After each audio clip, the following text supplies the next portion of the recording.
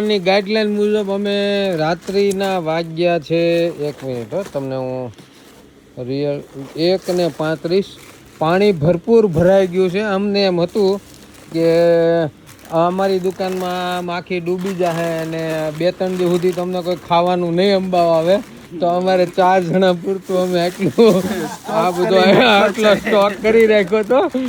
આ બિસ્કિટનો, આ બાલાજીની વેફર, બહુ બધું આપણી પાસે છે. મેગી બી લાવ્યા છે, મેગી મસાલા બધું.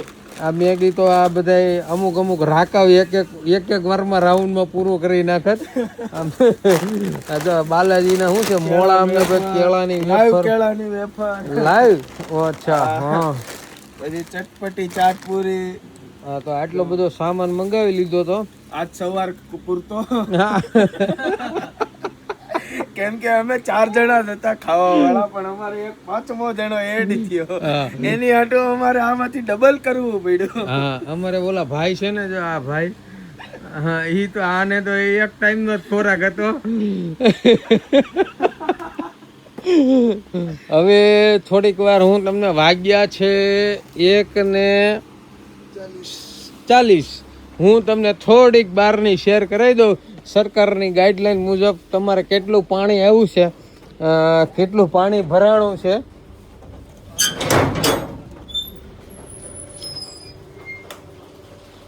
ઓહો, બહુ વરસાદ આવે છે, બહુ, અને ભરપૂર પાણી ભરાઈ ગયું છે ભાઈ.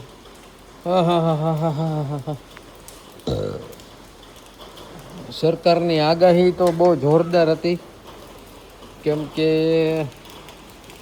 ચકાચક આમ બધું રોડ ઉપર પાણી ભરાઈ ગયું છે. અને હવે અમારી પાસે બીજો કોઈ સ્કોપ નથી રહ્યો ખાવા સિવાયનો.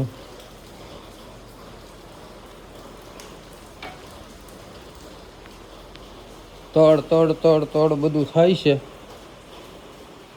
વરસાદ આવ્યો પણ ધીમે ધીમે આવે છે. હજી સરકારની ગાઈડલાઈન મુજબ હજી પાણી ભરાયું નથી ભાઈ.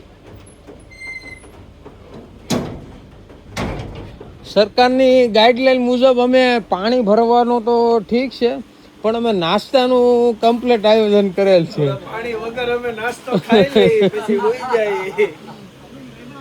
અમે બધું કમ્પ્લીટ સેટઅપ કરીને બેઠા. બધા નો મોબાઈલ. આ ભાઈને તો હું નાની સ્ક્રીન ગમતી નથી, એટલે મોટી સ્ક્રીન થિયેટરનો બંદોબસ્ત. જો અમે વિડિયોગ્રાફી માટે કેમેરો કરીને બેઠા હતા. કદાચ આખો મોનિટરનું સેટઅપ લઈને કદાચ અમે ડૂબી છે રાતમાં. અમે ડૂબી ગયા હોત તો આવું બધું તમને વિડિયા પછી જોવા મળે તમને. એવું કઈ થયું નથી. હવે નાસ્તાનો પ્રોગ્રામ કરી અને પાણી ઇનવિઝિબલ છે કહી દે. હા, ઇનવિઝિબલ નહીં, મેં બહાર બતાવી દીધું. સરકારી ગાઈડલાઈન મુજબ ગોઠવાઈ ગયું. સારું, ચાલો.